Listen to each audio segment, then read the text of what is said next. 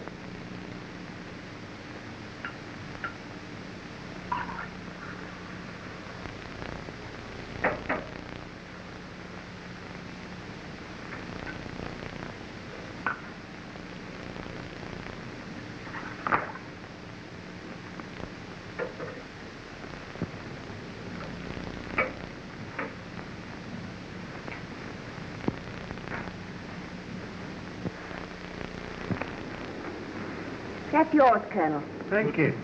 Mr. Fisher, another whiskey. Thank you. You can get me one, Kathleen. Then come and sit by me to change my luck. Oh, stop talking. I'm trying to play this hand. The sort of hands you hold play themselves.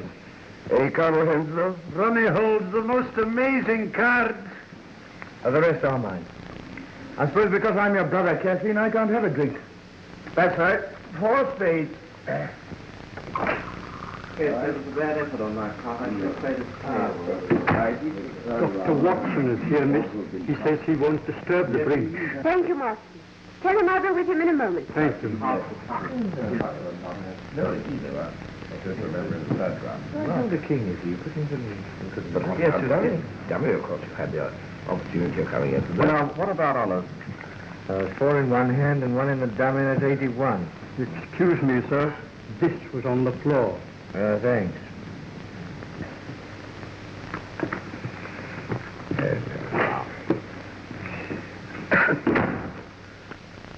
Thank you. My dear, I believe. Will you cut, Colonel? Come and sit by me, Kathleen. I can't leave Dr. Watson alone. I must go. Is that the Dr. Watson, the friend of Sherlock Holmes? Yes. Then you know Holmes? No. Dr. Watson has known us since Ronnie and I were kids. But we've never met Mr. Holmes. He's always too busy. I see. I've got 2 aces of spades. But we've used this pack before. Oh, I know. Marston found one on the floor. Yes, but how could he?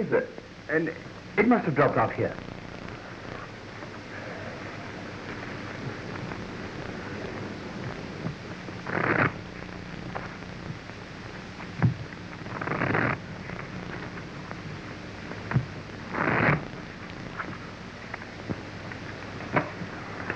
Your cut, please, Colonel.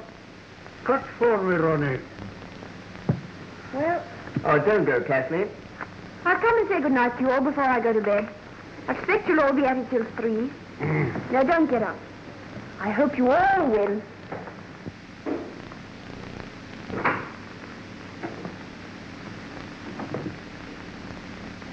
My dear, how kind of you to come. A summons from you comes before even a summons from Sherlock Holmes. It's sweet of you to say so, anyhow. Take off your coat and let me give you a drink. No, thanks. I can't stay. I came for a moment because you sent for me. Well, let's sit down for a minute.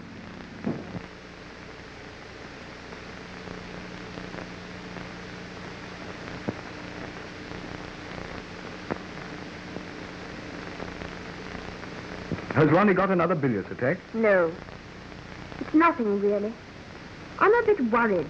Kathleen, dear, won't you confide in me? It's about Ronnie. This gambling. You know, 6 months ago, we hadn't a shilling. You mean when your trustee absconded and shot himself? Yes. We were going to leave here. Ronnie was going to give up the diplomatic service. And then he began to play bridge for high stakes. But I always understood he was an exceedingly fine player. He is. But you can't always win. What do you mean?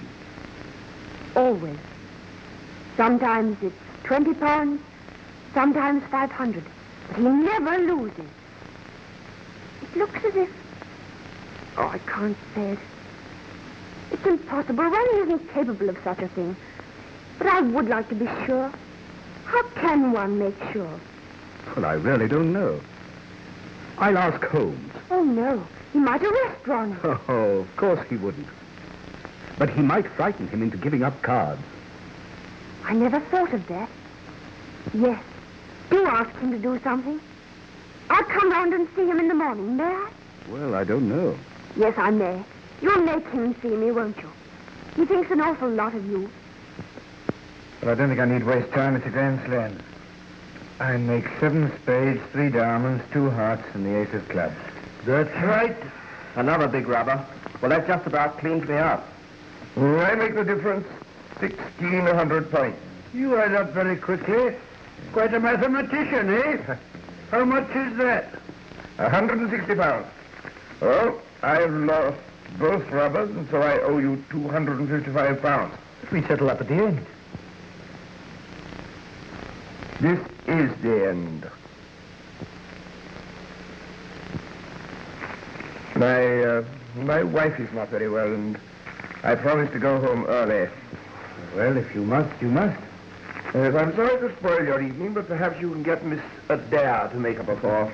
Kathleen plays a game that resembles hockey more than bridge. Still, if you're determined, we'll see you Monday. I'm afraid I shan't be able. I have to go out of town on important business, and I don't know when I shall be back. Then it's no use trying to fix another evening. I'm afraid not. Let me know when you're back. Good night. And thanks very much. I didn't know Sir Timothy played bridge. Sir Timothy? Yes. Timothy Frobisher. He's the 4th. You know, one can't work long with Sherlock Holmes without picking up some of his tricks of observation and deduction. What makes you think he's here? His initials. T.F. Timothy Frobisher. Elementary, my dear Kathleen, elementary. And then there are further indications. The owner of this hat is immensely tall. You see, he's bruised the top edge here, probably going through a door. Excuse me, may I have my hat? Yours? Certainly. My initials are inside. T.F. Thomas Fisher. Oh, I beg your pardon. You're not going? Yes, my wife is not very well, and I promised to get home early. Oh, I am sorry. I think I'll go too.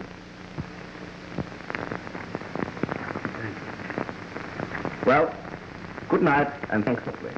Sorry you had such rotten luck. See you Monday. Well, really, I think I better not. I've lost an awful lot lately, and I think I better chuck it for a bit. Oh, just as you like. Oh, don't think me rude, but I just can't afford it. That's all right, Eva.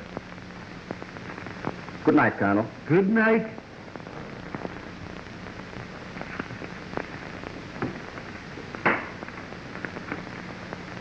Well, have you to have a sick wife and a business appointment? No. A whiskey and soda. I'm sorry. Still, it is rather rotten. I don't see why. Fisher, being a millionaire, naturally loses his temper when he loses sixpence. And Tony Rutherford is broke. And you think that's all? What else? Oh, nothing, of course. You can always get another 4. Then you'll continue to come. With pleasure. I'm not afraid of losing sixpence. And I'm lucky. I often cut with you.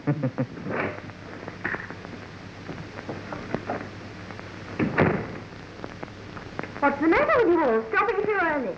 Well, Fisher had to go. And for once in my life, I'm going to have an early night. Then I'll see you out. Good night, Ronnie. Good night, Colonel.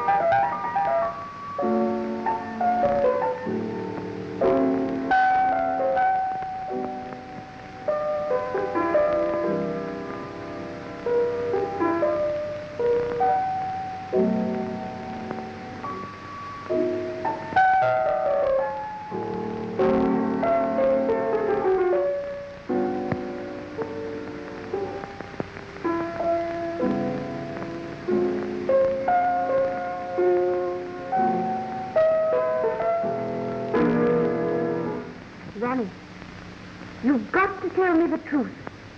The truth? What do you mean?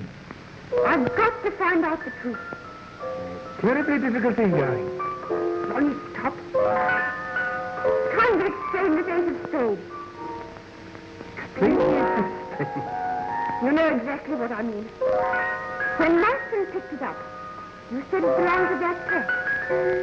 It doesn't, and you know it. Well, it must belong to some other pack.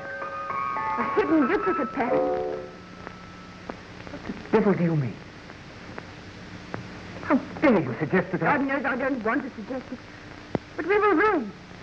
Then you started playing bridge for high Look stakes. here, Kathleen. We've always been the best of pals. But if you're going to say things like that, Don't you see everything points to it? Oh, I don't believe it. I won't believe it. If I did, I'd rather put a bullet through your head than earn a brotherhood. Yes, Master? Excuse me, sir. A note from the Foreign Office.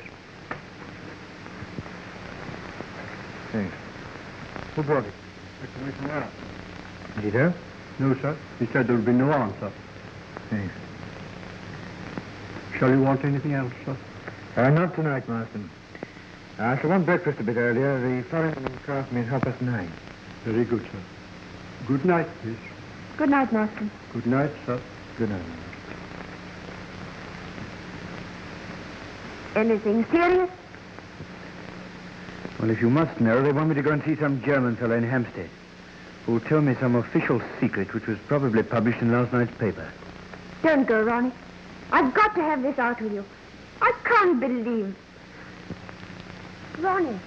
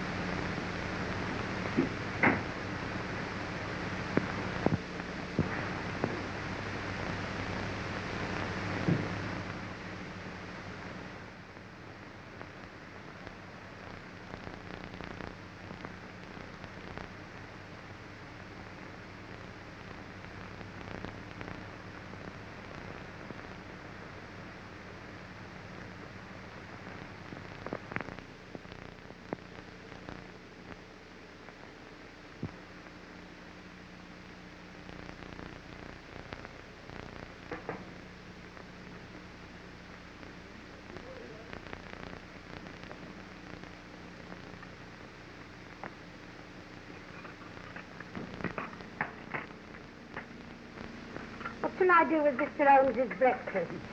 Isn't he up yet? Ain't no sign of him. Hasn't even took in his shaving water. I do wish he'd be a bit more regular in his habits. Meals at all times of the day does turn the house upside down. But you know, Mrs. Hudson, you always insist on keeping his meals for him. He never asks. Yes, but the poor man must eat sometimes. If I didn't see that he had a bite now and again, it'd have been in his grave years ago. I should go and bang on his door. Yes, sir.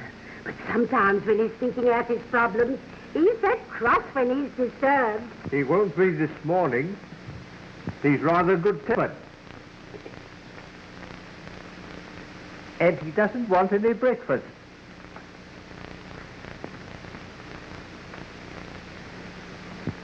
No, Mr. Holmes, you did give me a turn. Well, one good turn deserves another. What can I do for you? As to breakfast, sir. Oh, I've already breakfasted with the manager of the London and Commercial Bank. Oh, so they've sent for you for this? Are you sure I can't tempt you to a nice bit of addict?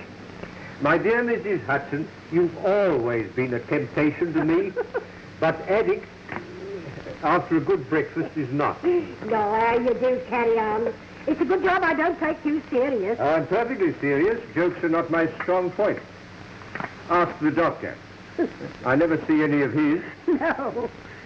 I've been wondering, my dear Watson, why you don't get the batteries of your car recharged. What do you mean? Well, you had great difficulty in getting your car to start last night. The batteries are run down. They are, but how did you know? You've a blister at the base of your fingers on the right hand. As you've not been sculling on the serpentine this morning, I deduced that you've been cranking your car. It's rather wonderful. That's elementary, my dear Watson. Elementary. Oh, let me give you a hand. Thank you, sir. Any lifter? Yes. And the cloth on the top. That's Yes, good. please. There you are. Thank you. You sure there's nothing else I can do for you? No, nothing, thank you. Oh, wait a minute. Let me give you a hand.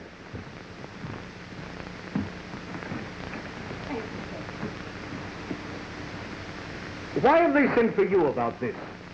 It's perfectly simple. A man tries to burgle a bank, is disturbed, kills the watchman, and runs away. I find it very interesting.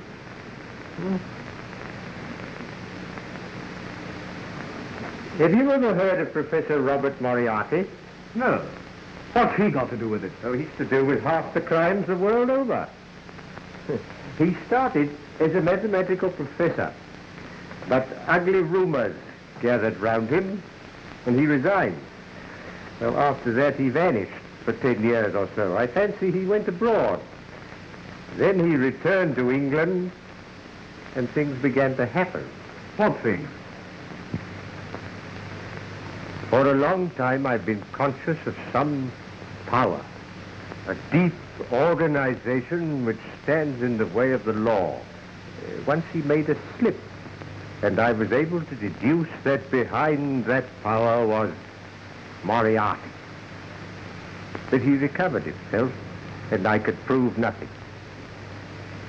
He has hundreds of agents, none of whom have ever seen him. Sometimes an agent is caught.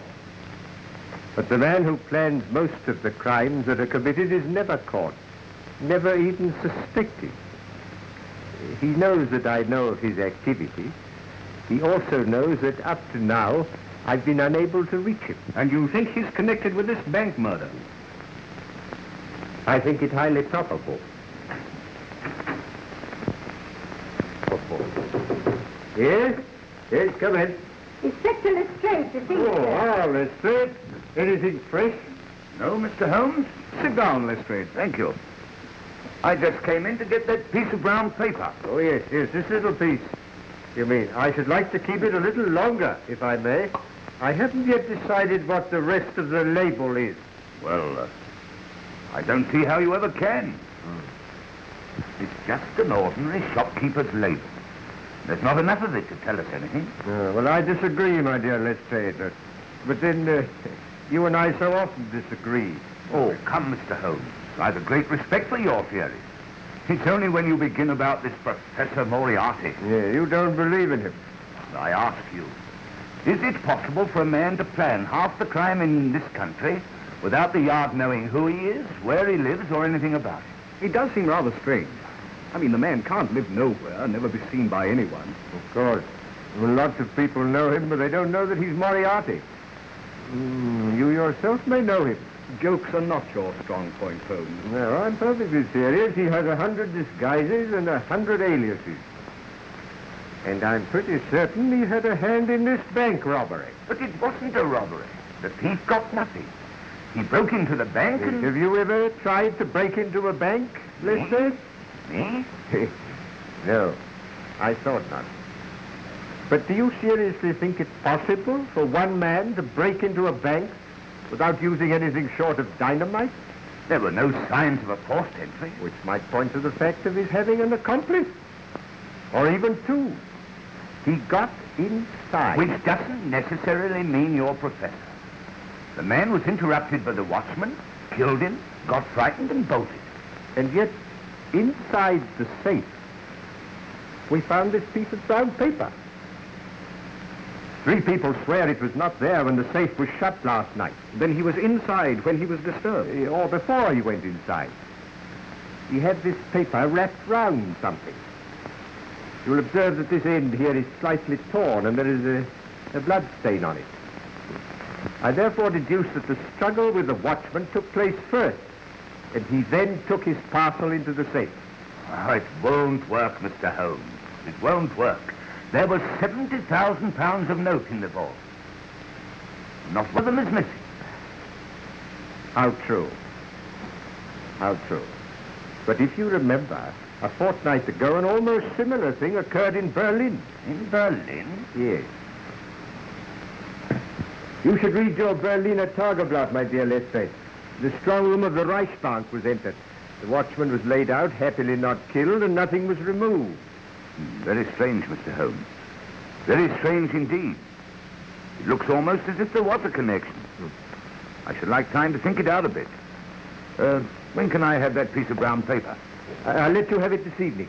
In the meantime, would you be good enough to warn all foreign customs officials to be on the lookout for a very large quantity of English bank notes which will be smuggled through in ordinary luggage? What do you think? I think it would be a wise precaution. Very good, Mr. Holmes. I'll get back to the yard now and put the matter in hand. Good morning, gentlemen.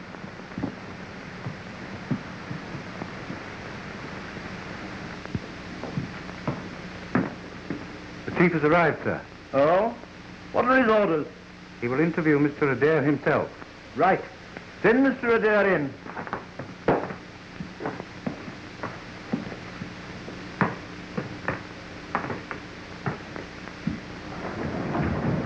What the devil's the meaning of this?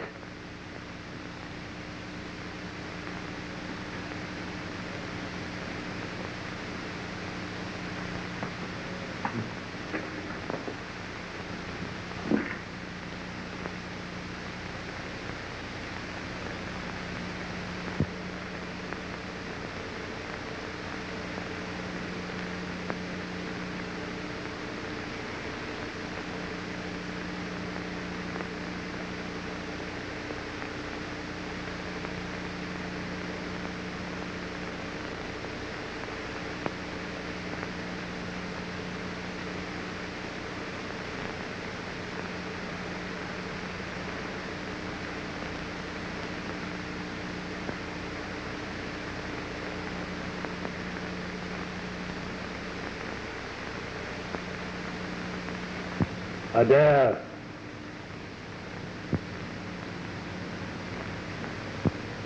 Adair. My God, am I drunk or what? I hope not at 10 o'clock in the morning. What's all this about? I was seized in a car, blindfolded, and driven half around London. I apologize for that. It was just a slight precaution. And you must forgive me concealing my identity behind the sleeping Cardinal. Please sit down.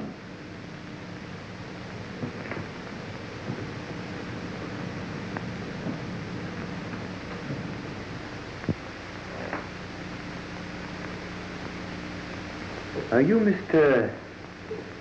Clink? Mr. Otto Clink? No. Poor Otto Clink must have been dead a good many years. What the devil's the meaning of this? Only that I have a slight favor to ask of you, Mr. Adair. Say that. Who are you, anyway? I understand that you are leaving on the Golden Arrow at 11 o'clock tomorrow for Paris. And if I am? You are going on Foreign Office business, and you will have a laissez-passer, which means that your luggage will not be examined by the customs. I want you to take a suitcase to Paris for me. I'll do nothing of the kind. Why should I? Because you can't help yourself. Don't be ridiculous. Sit down, Madame. You go to hell. Sit down. You have been cheating at cards. What? I repeat, you have been cheating at cards. I should have warned you that this picture is painted on steel. Sit down. All your life you have been interested in sleight of hand. Your trick of palming a whole pack of cards has been very useful to you since your trustee absconded and left you and your sister penniless. It's a lie. You have taken to playing bridge for very high stakes. When you deal, you simply change the pack after it has been cut to you. You have a carefully prepared pack in the palm of your hand. You do the same when you cut a pack to your opponent. Now, this procedure, if publicly known, is not likely to lead to an advancement either social or diplomatic. In fact, it means the end of you. Who's been telling you this ridiculous story? Last night you made a slip. You dropped the ace of spades. Now I think I can count on your doing me this very slight service. Go on. A suitcase bearing your initials will be delivered at your flat at 9:30 this evening. You will pass it through the customs with your other luggage. I understand you have engaged a room at the Bristol in Paris. You will take your luggage there, and by 10 o'clock tomorrow night, the suitcase will have vanished from your room. You will make no comment. What's in this precious suitcase? That does not concern you. Yes, but it might be anything. Stolen jewels, bonds, heaven knows what. No, I'll be damned if I'll be made use of in this way. I feel sure that you will change your mind. In the event of your not doing so, you will find the only alternative in the box on the table. What do you mean?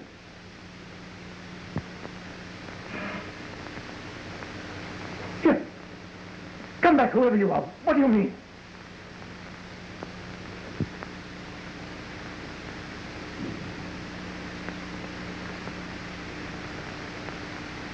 The only alternative. Oh, my God.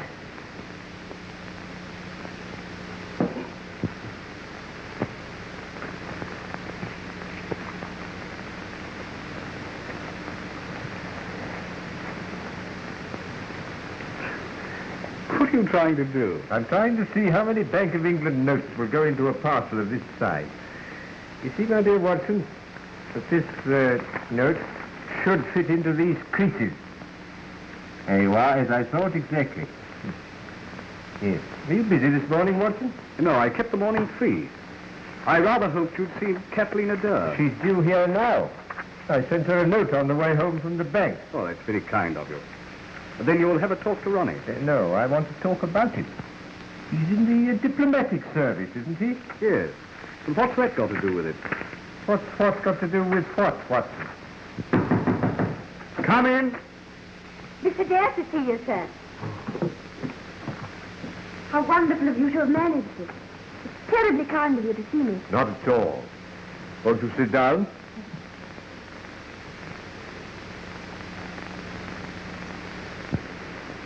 Watson's told me how worried you are about your brother, but I don't quite see what I can do. I've been wondering if you could find out if it's really true. If it is, and I can't believe that it is, perhaps you could frighten him into giving up. To whom did he play as a rule? Well, last night there was Tony Rutherford, old Mr. Fisher. What, Thomas Fisher, the millionaire? Yes, and Colonel Henslow, an old friend of ours. Mm-hmm. Fisher. I wonder...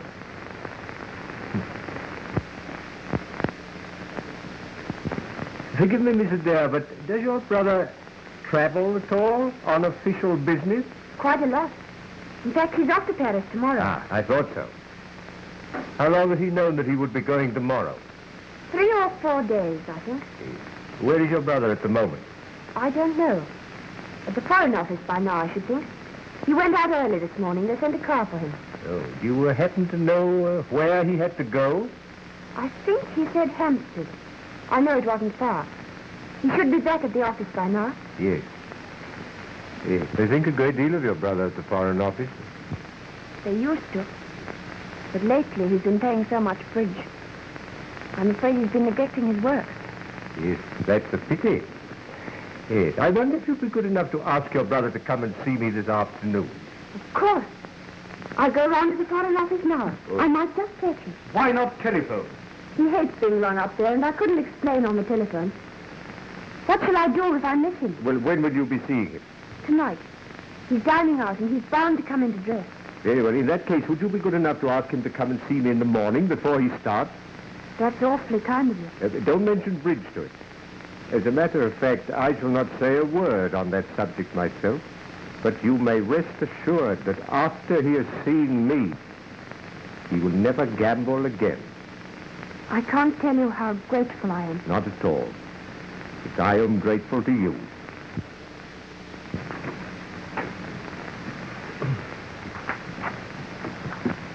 Goodbye. Watson? Yes?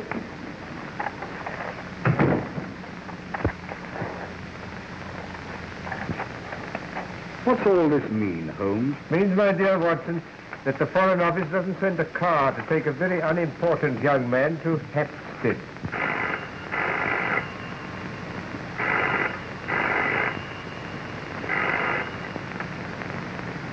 Hello? Hello? Yes, speaking. Who's that? Mrs. Smith. I seem to know that name. Mrs. Annie Smith. Oh, Mrs. Talboys put you on to me. I don't think I know a Mrs. Talboys. Huh? No, you're quite right. It doesn't matter. Well, you think it's appendicitis?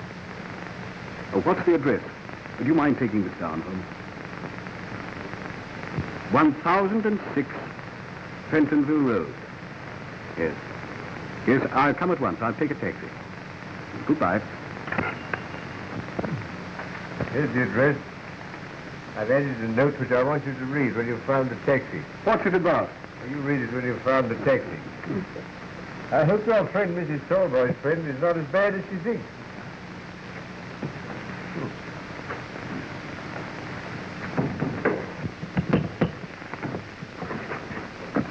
Now, what is it? These upstairs, can I have Paul's pajamas? They've blown us our line into your backyard. You've no right to hang out your washing and your whatnots in a respectable neighbourhood like this. Mother said if you started carrying on about the washing, I wasn't to stand any of your lip. Your mother said that? Yes, she did. Well, I've never had such impudence in all my born days. You go and I'll give your mother lip. You wait. Mother said I was to take back the pajamas and not to talk to you. She doesn't think you're respectful. What's that? She says it's disgraceful, a widow living in a house full of nothing but men. Oh, you wait a minute. I'll give her respectable. Go on up it. Go on up you go. Oh, my word, respectable.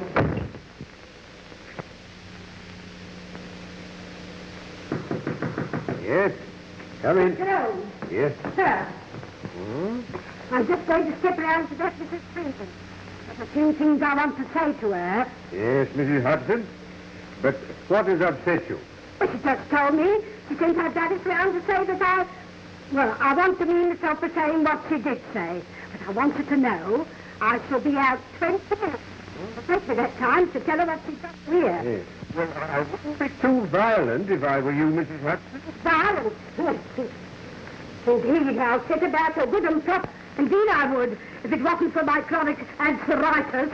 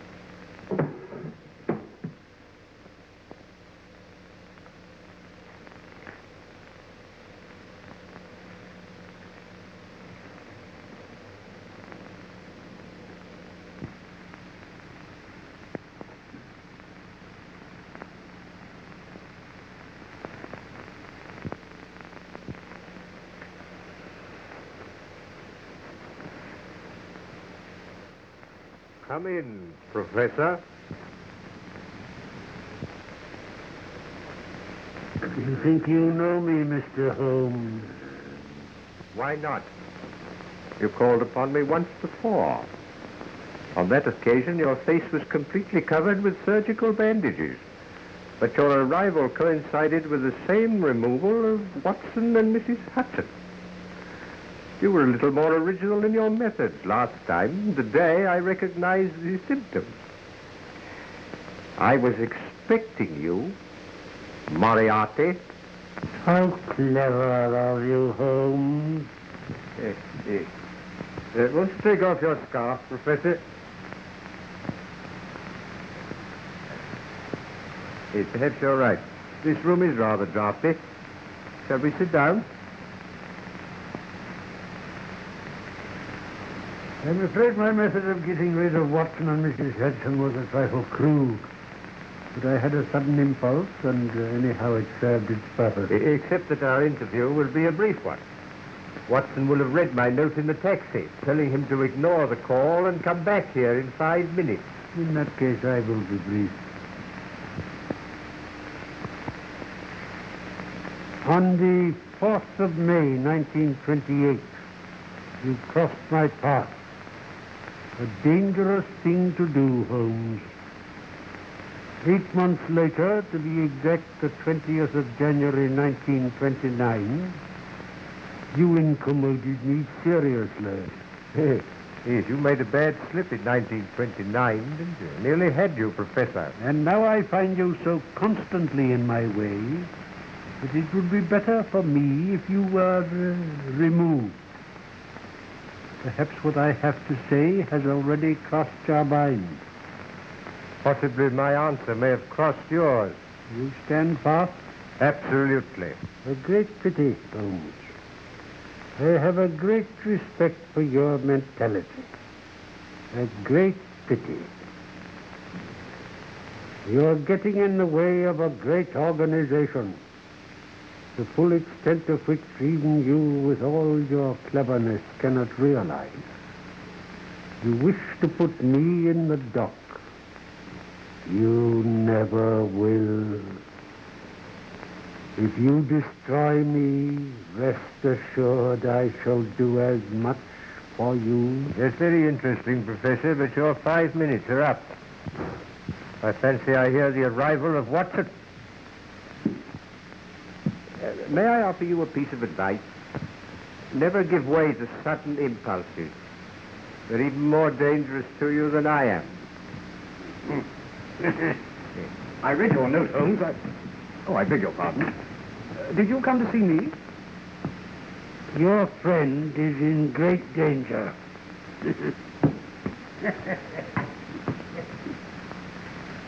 Great danger.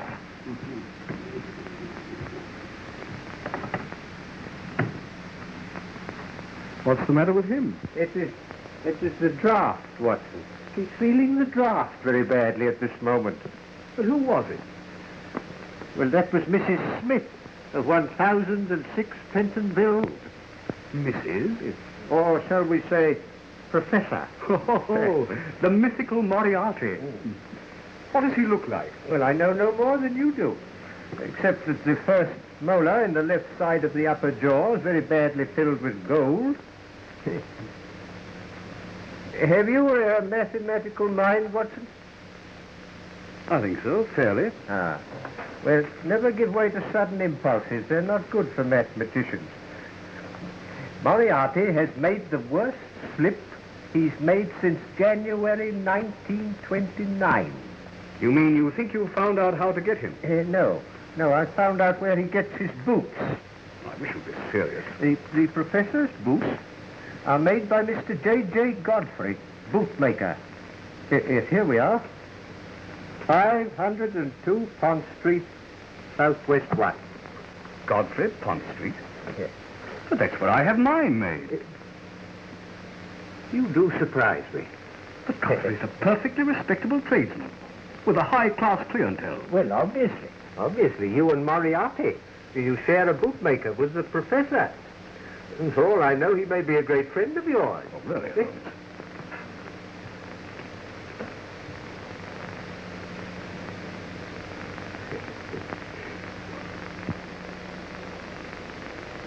Does Mr. Godfrey make his boots on the premises? Yes, in the basement. He showed me over his workshop once. Yes. I think I'd like to see over that workshop. We'll arrange with Lestrade to call there about 8 o'clock tonight. But how can it possibly matter where Moriarty buys his boots? Only that this piece of brown paper, which was found in the strong room of the bank, bears a piece of the label of Mr. J.J. Godfrey, bootmaker. Holmes, you're marvelous. Oh, elementary, my dear Watson. Elementary.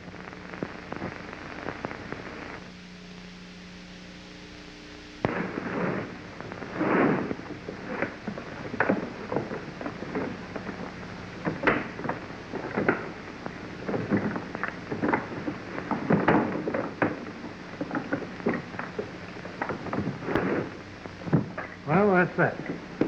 Now what am I to do with it? You will be at Down Street Tube Station at 9 o'clock precisely. You'll take the suitcase with you. Oh, it's all right. There's heaps of time. It isn't 8 o'clock yet.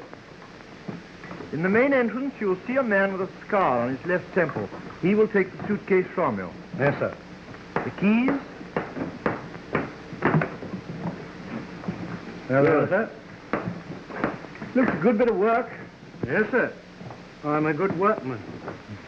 Moran, Well, the chief's here.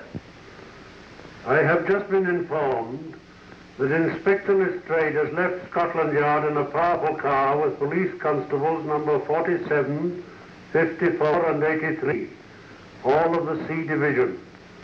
They will doubtless call for Sherlock Holmes and that great detective, Dr. Watson. Don't attempt to hide the suitcase. It would look suspicious. And see that everything is tidy. If the police detain you, I have arranged for someone else to take the suitcase. Don't talk, and then come in here, Moran. You heard? Yes, sir.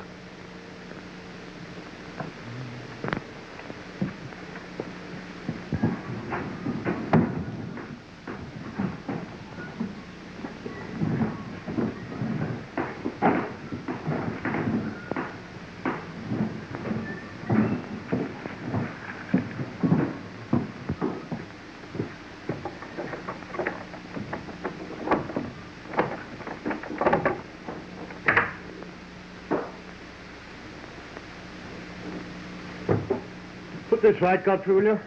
All right, sir.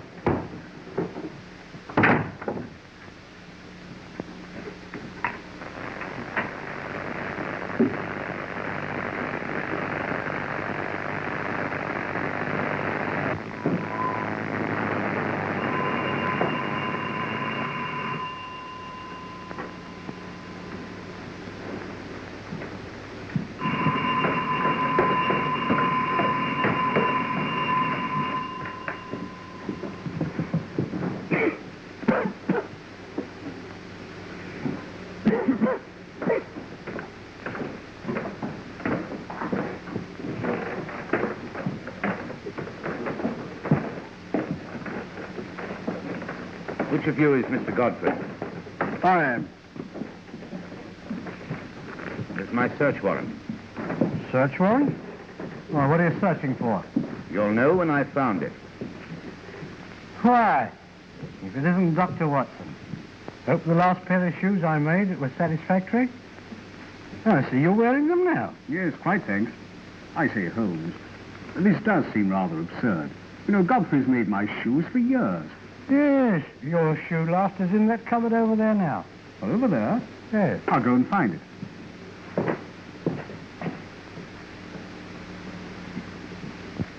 I suppose, Godfrey, you know what we've come for. I haven't the slightest idea.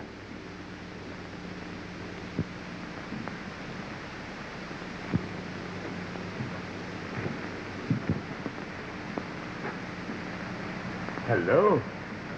Starting out a new branch, eh? Oh, that? Yes, that's an experiment. Special order for a new customer. Thought I might as well try my hand at it. Glad to see you look after your work people, Godfrey. Oh. Well, we've only got 3 of them. There's Roberts and Williams and his brother here. Yeah. Well, you look after them. The place is properly ventilated. Ventilated? Oh, that. Yes, sir. Yes.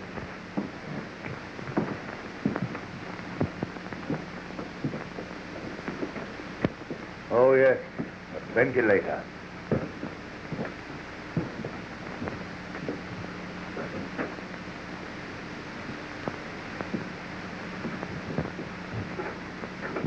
Where's that door lead? To the area. But as you can see, it hasn't been opened for years. Well, I should like you to open it. Heaven only knows where the key is. That door hasn't been opened since I don't know when. Oh. Godfrey, this is a curious looking... What do you use for? That's used for special work. Oh.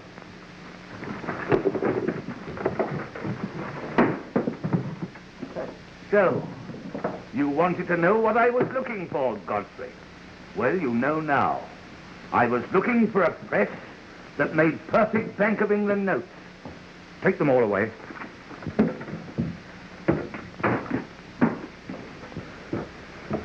What are you doing? Quick, follow this wire. Let's straight. What for? Yes.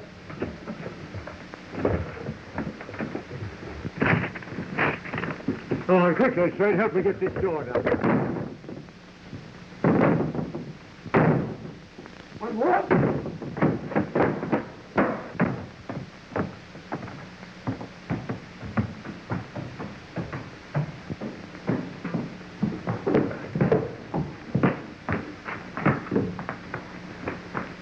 Watson. Damn.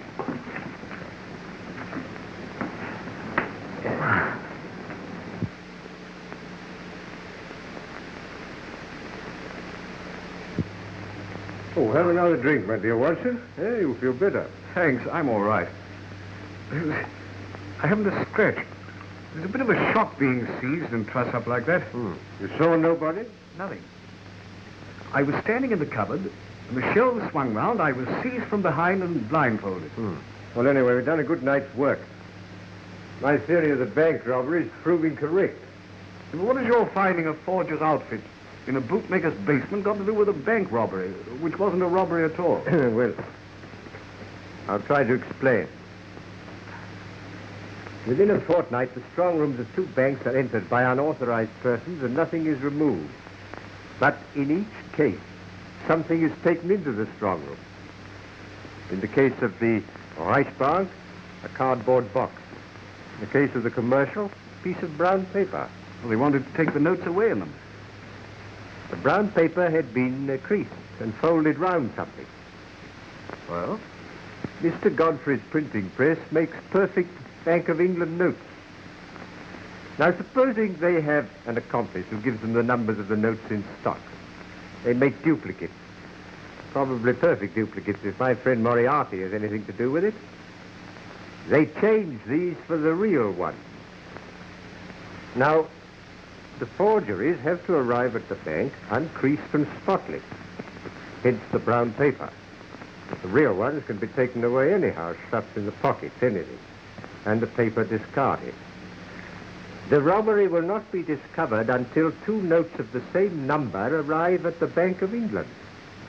And the longer that event is postponed, the better. So what does my learned friend do? Well, holds them up. No, my dear Watson, no. It's no use having £70,000 worth of notes if you don't use them. Well, then he must start circulating. Or send them abroad. Oh, no. Well, that sounds difficult. You see, customs officials might ask questions if they opened a trunk full of Bank of England notes. Yeah, how true, Watson, how true. Well, in any case, I don't feel I've been trussed up for nothing. It was worth it to find that printing press. The printing press, my dear Watson, was valuable to get your friend Mr. Godfrey a term of penal servitude. But the really important discovery was the suitcase. Suitcase? Yes. You probably didn't observe that on the lid were the initials R.A. I didn't, but what does that signify? Ronald Adair is leaving tomorrow morning for Paris on Foreign Office business. He will have a diplomatic passport and a laissez-passer, which means that his luggage will not be examined. But, well, you can't connect him with... Good heavens, you don't think he's one of the gang? Supposing Moriarty were to threaten to expose his bridge exploits. How should Moriarty know? Well, how do I know things? What time is it, Watson? It's 11:15. Oh, well, I wonder if we could get hold of Adair now. Oh, I forgot to tell you. Miss Adair sent a message to say that she'd missed her brother at the Foreign Office and that she'd sent him round in the morning. Well, will you ring up now, Watson, will you, and see if we can get hold of him right away? Yes, certainly. If I'm right, that young man is the one weak spot in Moriarty's armor. If I can get hold of him, Moriarty's wrong. He will stand in the dock tomorrow, and not long after on the gallows.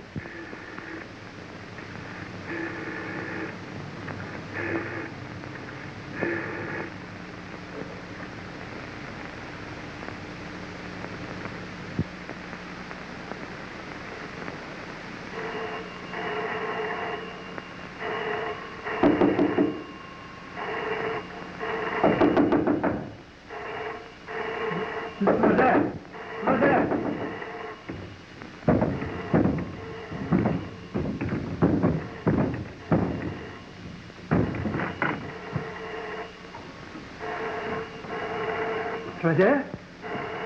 Mr. Adair!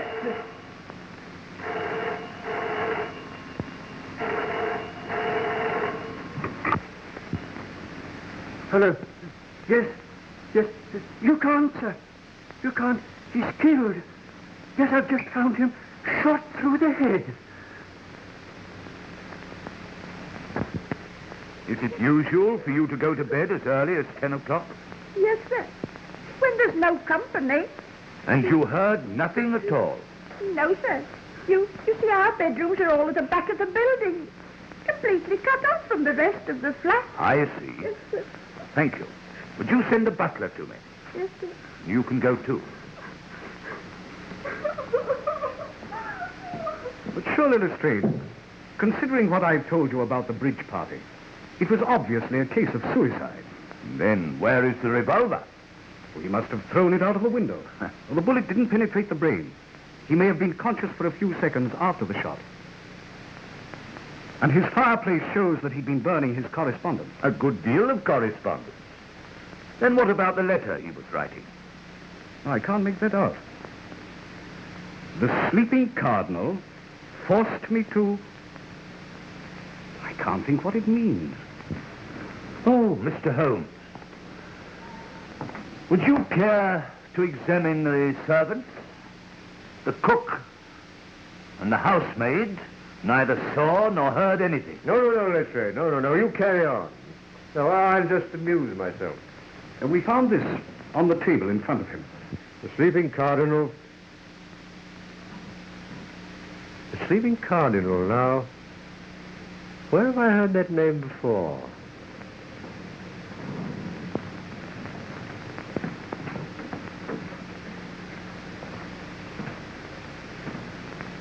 You're the butler here. Yes, sir. Have you been with the family long? 3 years, sir. Then you know their ways.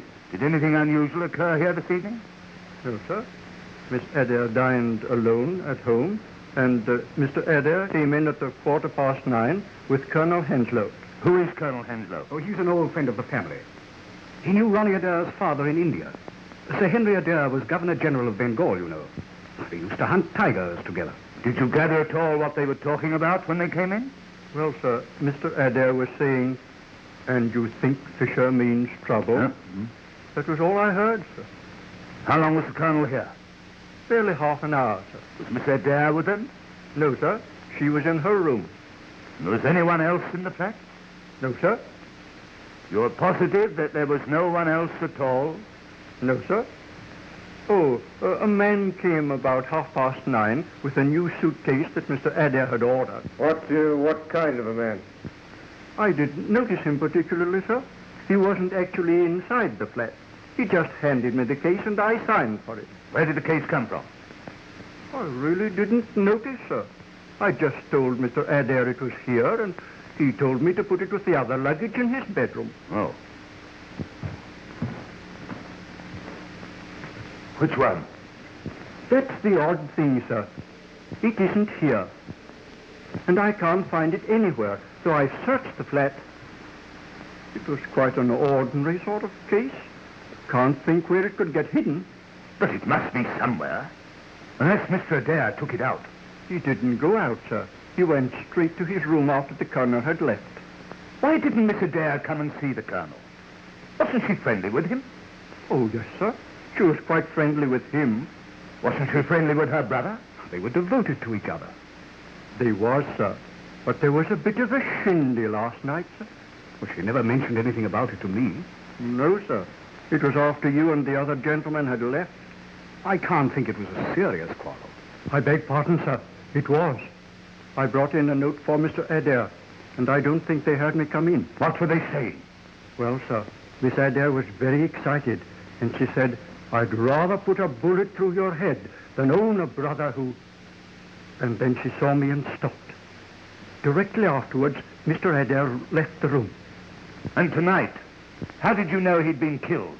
The phone bell was ringing in this room, which was locked, and I got no answer to my knocking. What did you do? I broke down the door. And then I found Mr. Adair in that chair, lying across the table, dead, and the window open. How long had he been in his room? About half an hour, sir. And you heard nothing? Not a sound, sir. And I was in my pantry, which is on this side of the flat. Thank you, Marston. Would you ask Mr. Dare to come here? Yes. I think if I were you, I should see Colonel Henslow first. I understand he's with Miss Adair. And after all, he was the last person to see Adair alive. Yes. Will you ask the Colonel to come here? Very good, sir.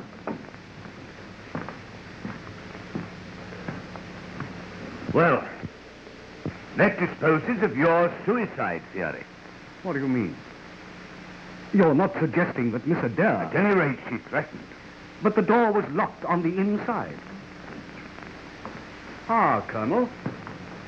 I don't think you know Inspector Lestrade and my friend Sherlock Holmes. Delighted to meet two such famous people. I also am delighted to meet such a distinguished big game hunter. My hunting days are over. Yes, yes. There must be a great trial to you, of all people. Was it the war? No. A tiger mauled my arm.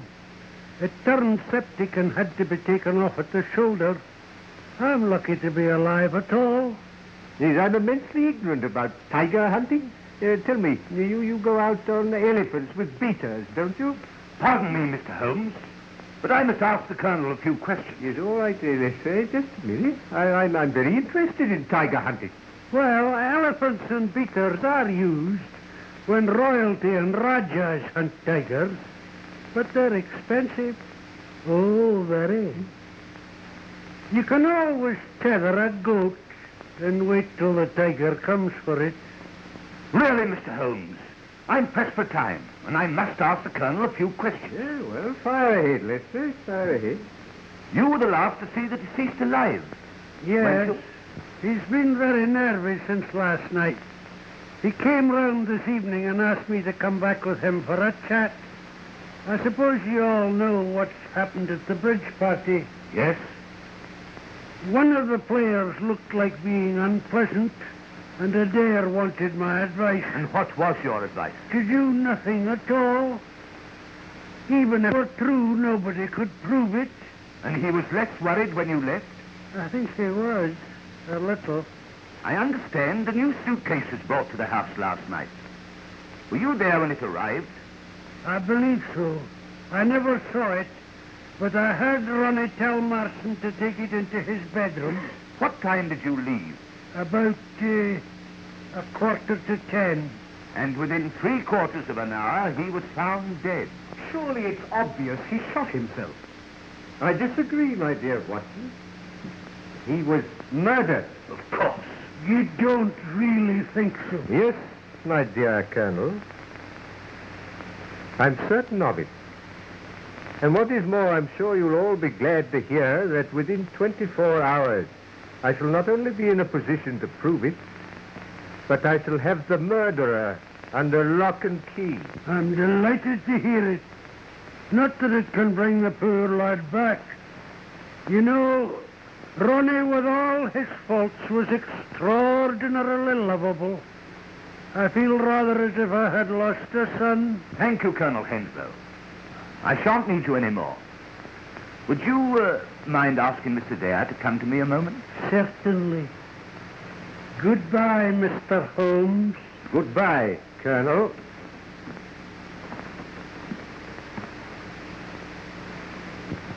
I'm sorry I interrupted you, Mr. Holmes, but you seem so interested in tigers, I thought you were never going to stop.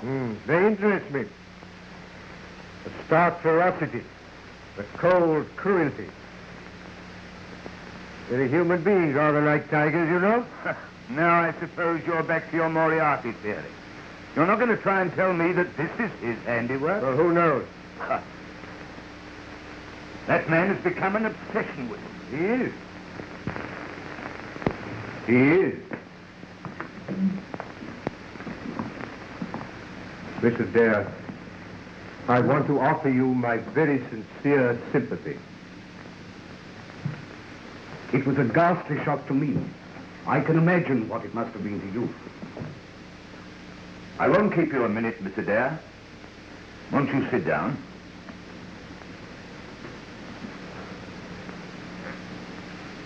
When did you last see your brother? At 6:30. He came in to dress, and I came in here to give him a message. What was the message? I told him that Mr. Holmes wanted to see him before he went to Paris. You see, I'd asked Mr. Holmes to interview him. What did he say? He was upset. In fact, we had rather a quarrel about it. Another quarrel? You had one the night before. Yes, but this was not so serious. He was merely annoyed that I had spoken to Mr. Holmes. He was very annoyed? Well, rather. He seemed more frightened than annoyed. I couldn't understand. And so you quarreled again? Well, yes. He said I had no business to interfere in his affairs. And did you again threaten to shoot him? Shoot him? What do you mean? The night before, your butler heard you threatening him. Oh, no. I never did anything of the kind. I shoot Ronnie. You said you would rather put a bullet through his head than own a brother who... Oh, that was only a figure of speech. I was A accusing him of most something. unfortunate figure of speech, considering that within 24 hours he was found with a bullet through his head. But you don't think that No, I... miss. But I must ask you to come along with me after I've finished my investigation. I say, Lestrade, this is grotesque. Holmes, listen. Here's Lestrade suggesting that Mr. Dare... No, Dr. Watson, I didn't. All I want is her to come along and make a statement. I'm sure Mr. Dare will be delighted to go with you, Lestrade. It is quite a warm night. Anything you say, of course. Thanks, miss. I shall be ready in a minute. Then I'll go and put on my things. If you have no more questions. No, nothing else, thanks.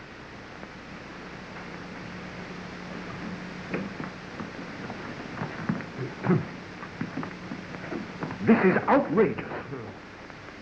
Well, Mr. Holmes, what do you think? It's really remarkable how many varieties of trees there are in the London parks. Have you ever noticed what remarkably fine specimens? Really, Mr. Holmes, you're a most extraordinary man. In the middle of an investigation like this, you begin talking about trees. Holmes, you've heard Lestrade's ghastly accusation. Surely it was suicide. He burned his correspondence. I don't think he did. These are the ashes of, I should say, at least a dozen packs of playing cards. Because he was afraid Fisher was going to expose him. My dear Watson, as I've already told you, this was murder. And it was committed from outside this room. What? Shot through the keyhole? Ronald Adair burnt those playing cards, and they caused a great deal of smoke. He opened the window and sat down to write that confession. And the moment he sat down, he was shot from outside. But how? From this height, you can hardly see the street. He would have had to have been hanging out of the window. And he wasn't. He was sitting in that chair. And you're suggesting that somebody stood in the middle of Park Lane between 10 and half past and fired a rifle? It would have had to have been a rifle to carry as far as this. And that nobody saw or heard anything, though there must have been hundreds of passers-by. Yes, passers-by there undoubtedly were. But as you've doubtless already ascertained, there were no police about. I beg your pardon, Mr. Holmes. There are always police about. There were a couple on point duty at Turnip Gate. I find on inquiry that 3 separate disturbances occurred at precisely 10:15 in this neighborhood tonight. A lot of roughs who are not accustomed to frequent the public house round the corner refused to leave and were ejected by the police. A young woman drove a car into a lorry about 100 yards up the road, and there was a false alarm of fire in Harford Street. It's curious that all these things should have been absolutely simultaneous.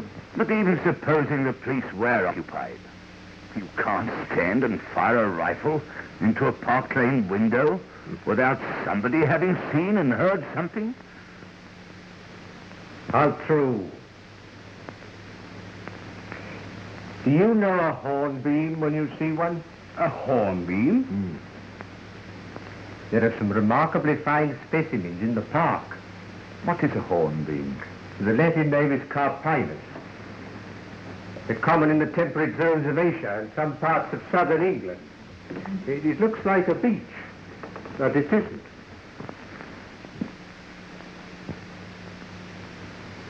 Do you know, Dr. Watson, in spite of the fact that I've known Holmes for some years, I sometimes wonder if he's all there.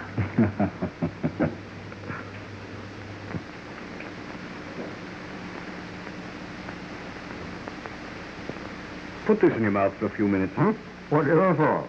I don't think you're at all well. Oh, nonsense, my dear Watson, nonsense. I'm in the very best of health, in spite of a couple of nasty shocks.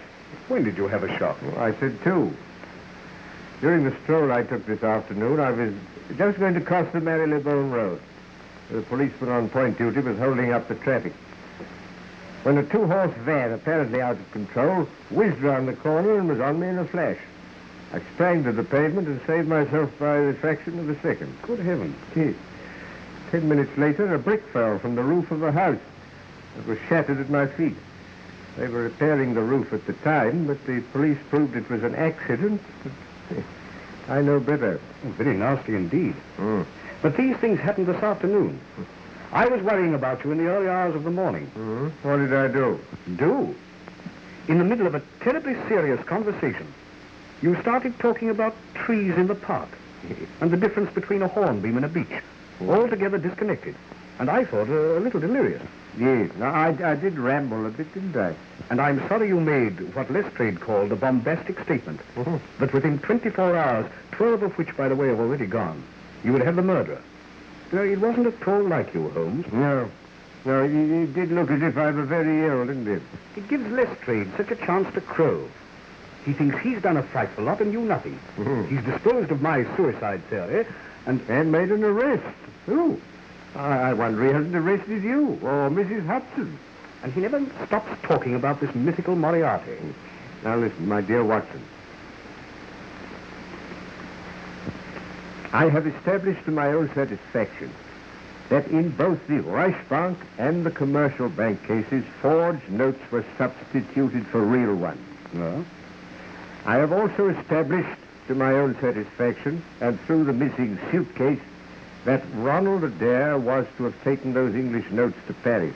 And the same brain that planned that scheme planned the removal of Ronald Adair. But why should they remove their means of getting the notes safely out of the country? Because Ronald Adair refused at the last minute. Why should he? He was still open to exposure as a cheat. That's what frightened him. Yes, but I frightened him still more. When his sister told him that I wanted to see him, he was panic-stricken, because he realized that his cheating could only result in scandal. The other meant certain jail. I see. And what did you make of that letter he was writing about the sleeping Cardinal? Now that, my dear Watson, is the most significant aspect of the case. Do you remember 8 months ago when Trimble the forger was found on the embankment dying from terrible injuries? Yes? Yes?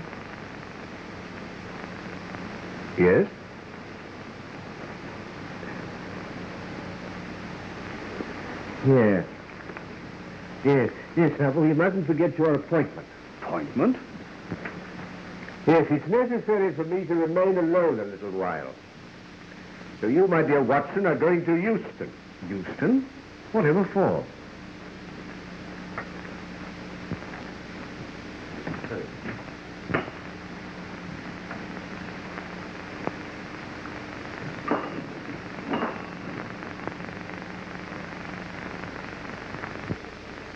What's the idea? You see.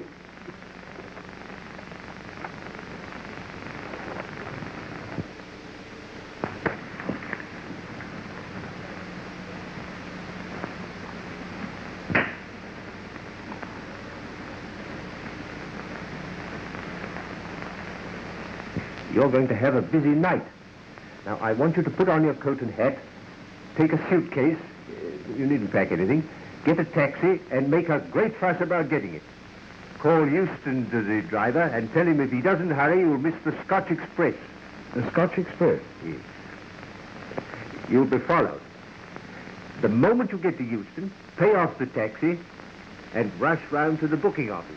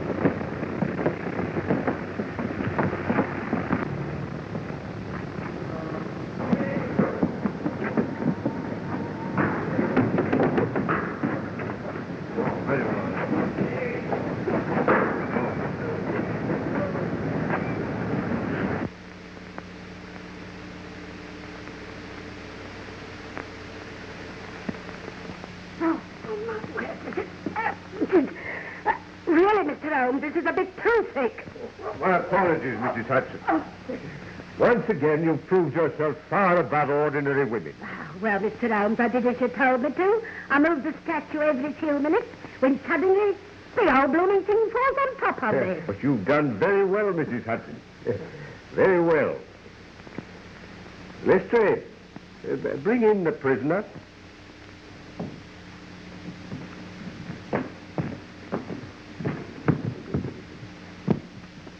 Oh, may I see that, Lestrade? Take that. That's an admirable and unique weapon. Absolutely noiseless and of tremendous power. Crikey. I knew von Herder, the German mechanic who constructed it to the order of Professor Moriarty. I've known of its existence for some time, but I've never handled it before. Ah, Watson, I've just been murdered. Perhaps you'd like to see who my assailant is. As I thought. But Holmes, that's Colonel Henslow. And what are you charging me with? Why, for the attempted murder of Sherlock Holmes, of course. No, Lestrade. I shall not appear in this. To you. And you alone belongs the credit for this remarkable arrest.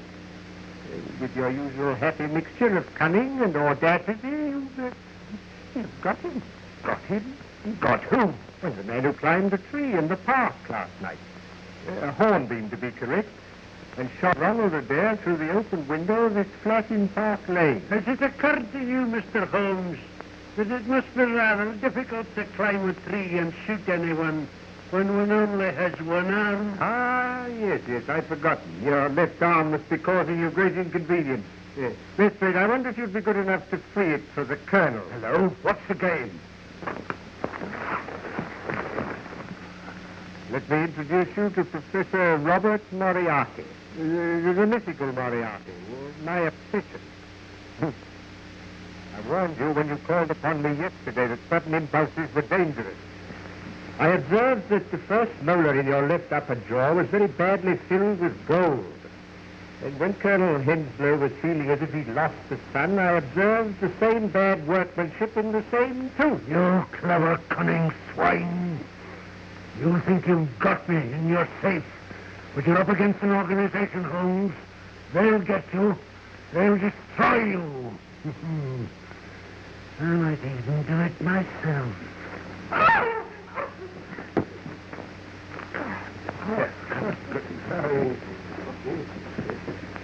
Take him to the station, Lestrade. Yes. I think you'll find most of your organization waiting for you there. Also a brand new sealing £70,000 of good English banknotes. Take him away. We shall meet again, Mr. Holmes. And next time... Come on. You all right? I am, except my feelings and my tie, which is entirely disorganized. Well, we proved our Moriarty's theory, all right, Mr. Holmes. It's not easy to throw dust in your eyes, my dear Lestrade. Doesn't do to trifle with Scotland Yard. Quite true, Mr. Holmes. Quite true. Well, now, Watson, what about the drink? You'd like one, wouldn't you? Thanks. Lestrade?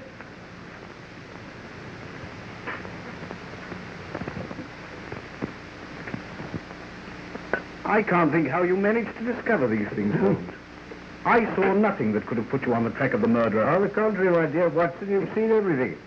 Except the tree, which I told you about, but you were unable to make the necessary deductions. I knew about the existence of that air gun. I found evidence that the tree opposite the flat had been climbed. By issuing a threat in front of Colonel Henslow, I made certain that during the 24 hours he tried to silence me as he silenced Adair. Hence your little trip to Euston, Watson, and my placing a bust of myself in the window, which Mrs. Hudson moved occasionally to make it appear lifelike. I knew that Moriarty couldn't resist such an opportunity. But what gave you the idea, Mr. Holmes? Colonel Henslow himself. Yes, in the conversation I had with him, the irrelevant one about tigers, Watson. You can always tether a goat as a bait and wait till the tiger comes. Oh. But what about the sleeping Cardinal? Godfrey's made a stake to the sleeping Cardinal. That's the painting in the room in which you were tied up, Watson, and through which Moriarty used to speak unseen by his dupe. And I've only one regret, that the bust of myself by Angelo Palazzini has been irretrievably ruined.